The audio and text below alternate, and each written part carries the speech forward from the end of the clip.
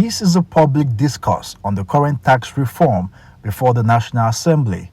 The Nigeria Institute of Public Relations is in Kaduna to seek citizens' input and ensure they understand what the tax reform is all about. We saw the responsibility to provide this credible professional platform for citizens to engage with government on this issue of tax reforms. We have done research, we have followed up, we have engaged, and we can really predict that unless we all sit down as we are sitting down today to discuss this matter, people may not understand where government is going, and the government may not understand the intentions of the citizens. Speaking on the theme, tax reform, the role of public relations in fostering constructive dialogue for national economic renaissance, Nigeria's Minister of Information and National Orientation noted that the ongoing review of the country's tax law is timely and crucial. President Tinubu has also been very clear that the executive will listen to and work with all stakeholders to ensure that all concerns are duly and comprehensively addressed.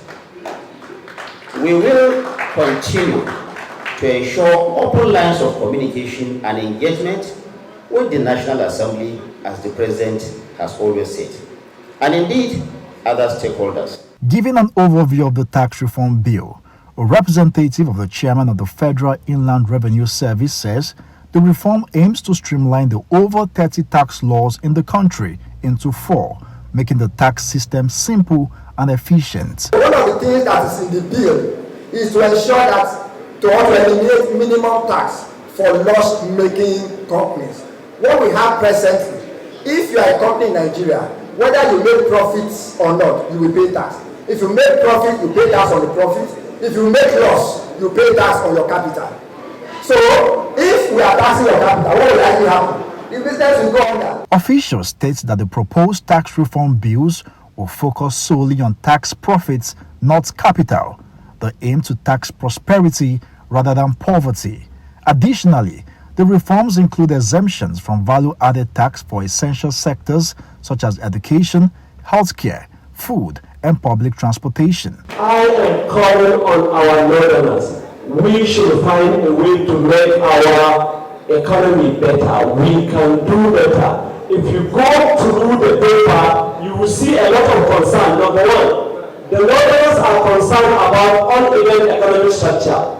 The issue here, the North has predominantly aggregated economy with limited industrial and commercial activities compared to the South.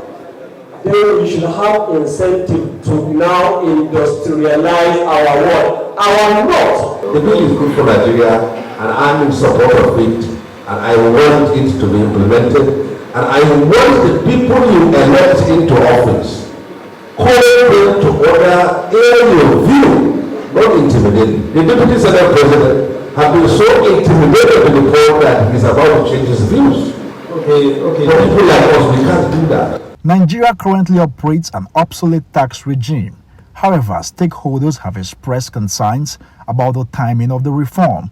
They also want the federal government to address the trust deficit in the country and ensure the tax reform discussion centers on its benefits to the people. Telling me that tax reform is because it is anti-North. And I ask myself, am I not a Northerner? I understand tax, and there's nothing about tax that affects me as a Northerner alone, but tax for Nigerians. We must begin to speak about Nigerians as Nigerians, not about regional people.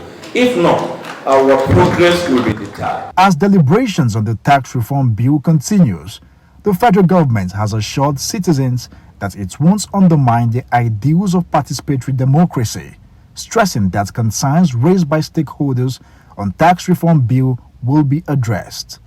Nisi Gabriel, Arise News, Kaduna.